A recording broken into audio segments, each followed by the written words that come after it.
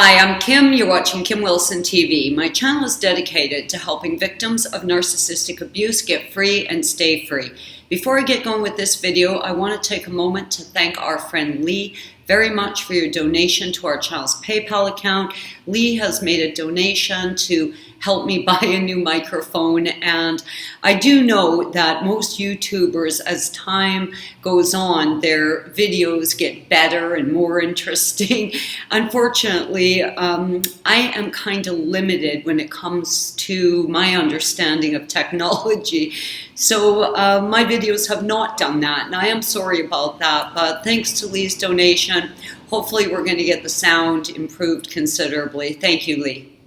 Many YouTubers claim that the gray rock method of dealing with a narcissist will help to keep a victim safe. I've never discussed the gray rock method. I have researched it extensively, and it was a topic I just avoided. And that's what I want to talk about today, is the gray rock method. Now, I want to start this video by reading a comment that was left here at the channel by our friend Barry. And Barry said, "If you stayed in a relationship with a toxic narcissistic sociopath, you would willingly have put up with its abuse. The narcissist would notice that you were tolerating the abuse and so would increase the levels of it even higher, or it would not get supply. This is because the supply it needs is generated through causing emotional pain, etc. This raising of the abuse level will continue to happen until you had a breakdown. The only option you truly have in reality is no contact or the grave. So start to do something about the only person you can, which is you. You choose." Now you may ask yourself, how in the world is that Kim Wilson fusing the concept of gray rock with a statement like this? Well, let me tell you, I want to go to the first very important point that Barry makes here. That you have willingly accepted the abuse. I willingly accepted the abuse. As the love bombing and idealization started to shift into devaluing, as these abuses were coming up, I was accepting them. I was excusing them away in my own mind. I was falling back on the belief that the narcissist that was abusing me was somehow himself a victim, and that he'd been very hurt. And this is just that outpouring of, him trying to process the abuses he had suffered. So not only did I willingly accept it, but I myself made excuses for it. I forgave it, though he'd never asked for forgiveness. In fact, could very clearly justify his horrible treatment of me. I accepted it. I absolutely did. Willingly, I accepted it and made excuses for it. This statement that Barry makes is very true. Barry also states that the levels of abuse will increase. They will get higher and higher, more sensational, more epic. Now, this is true, but this is for two reasons. One is the narcissist is constantly testing us just to see where our level of tolerance is, testing whether or not we actually have any firm boundaries, or we're going to be good targets, good victims, good sources of supply. Barry also points out that the supply is not them abusing us as much as it is our reaction to the abuse. They are looking for pain. They are looking for confusion and sadness and heartbreak. That is what the supply is. Do not confuse yourself on this one. Acting out the abuse towards you is not what's getting them the supply. They act abusively by nature. That doesn't feed their need for supply. What feeds their need for supply is the pain you experience as a result of the abuse. So narcissists are increasing the levels of abuse as part of a test to see how much abuse you'll take, but something else is happening here. Now, we've always made reference to a narcissist's need for supply as being very much like a drug addict's need for drugs. Now, you consider a heroin addict, for example. They could start out with a $10 a day habit using heroin, but as time goes on, their immunity to the heroin builds up and they need more and more and more. And in no time, their $10 a day habit is turned into a $100 a day habit. And the same thing is happening to the narcissist. They develop an immunity to your reaction, and they need a more hurt reaction. They need to see more pain, more despair, more destruction in your life. And this is why the abuse is constantly growing. Barry clearly points this out by saying they're raising the abuse or they won't get any supply. That original sad, confused look on your face once provided them with supply, but they need something much bigger now. And this brings me to the gray rock method, and certainly many YouTubers and experts in the area of narcissistic abuse will claim that this is a great way to protect yourself. Now, I believe every word that Barry's written here. I know this to be my own personal experience. So we have these two elements colliding. And it is this collision that I believe is a real trap for victims. I think this could put victims in an extremely dangerous situation, because as you are learning how to manage the abuse, as you are learning how to go gray rock, the narcissist's need for supply, for a more epic, more hurtful look on your face, well, these two things are working together and they are coming together, and the collision could be, well, more than you need to deal with. Many of you have left comments and sent me emails asking me to weigh in on the Chris Watts situation. And I'll tell you, what I believed happened there was Shanann's withdrawal. Shanann had come to recognize Chris Watts as an abusive partner. She was starting to disconnect from him.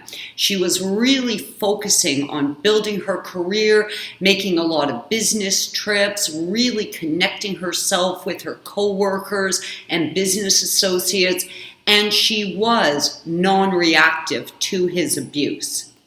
He had been cheating on her, he had been deceiving her, he was not the family provider that he had once been, and as he was changing, she was not harboring on that. She was redirecting her focus, and she was building a very substantial career for herself. She was focusing on her family, she was focusing on her children, she was focusing on her career, and she wasn't providing him with the supply he needed. He wasn't getting these epic, the response of pain and misery, and she wasn't throwing herself to the floor screaming and wailing in horror. She was actively moving on with her life and building a good life for herself, and we all know how that ended. As time goes on in a relationship with the narcissist, victims do start to research. They are absolutely riddled with questions and confusion, and now they're doing their research, and yes, they're coming to understand what this is. And over again, victims are going to come up with the possibility of putting the gray rock method into use.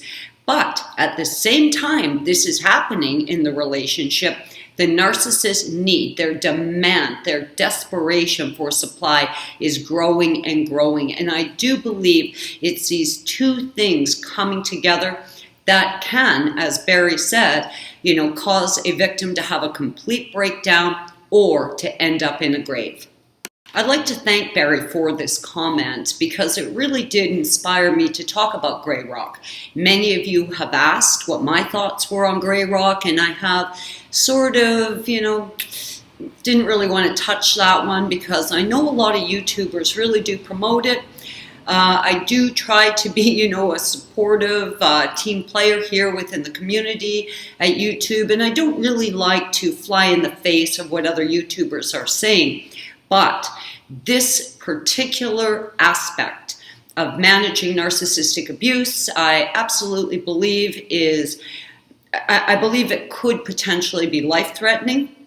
We are in a situation when we're still with the narcissist, especially if we're starting to plan our exit strategy, we're starting to wake up to this, we're starting to say, hold on a minute here, this is not for me. So as all this is coming together, time has passed, the narcissist has already been abusing you, their need for supply is growing, and I do believe this is creating an extremely volatile situation. In fact, I believe that you can still disconnect, disassociate yourself emotionally in many ways, but continue to respond somewhat reactively because you know through your education, through your exploration of this condition, that the narc really does need this supply to the point of utter desperation.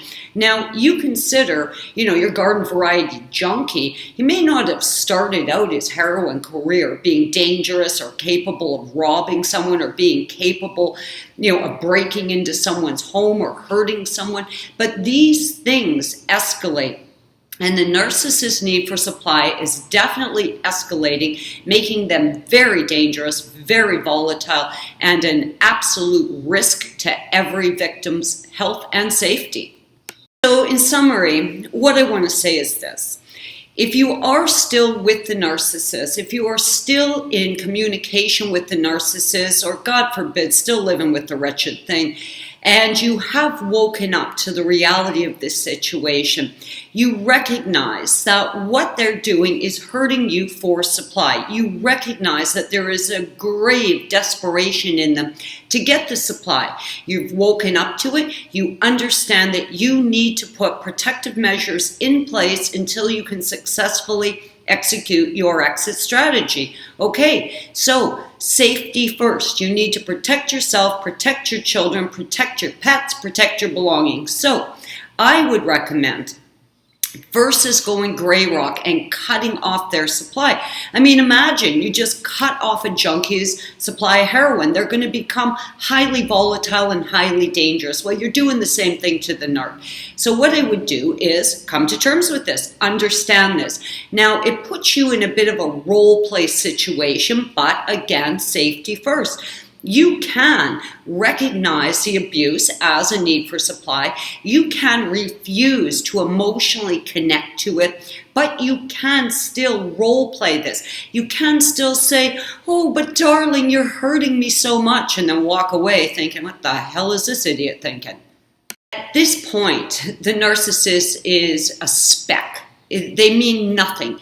They're completely irrelevant and unimportant. What is important is your safety, the safety of your children, your pets, and your belongings, and your sanity. You have to protect yourself. So if this protective state that you're building requires a little role play, well, power to you.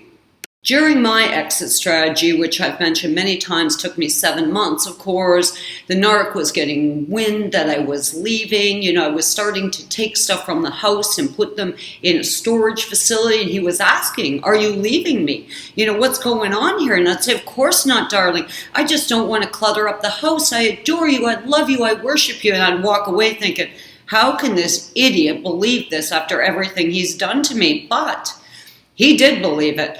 They want to believe it. They want to believe that you adore them, you worship them. So be very careful when considering the gray rock method of managing narcissistic abuse. I believe you're a lot safer and in a much better position if you continue to play along a little bit. Now, you can act like you're hurt without really being hurt.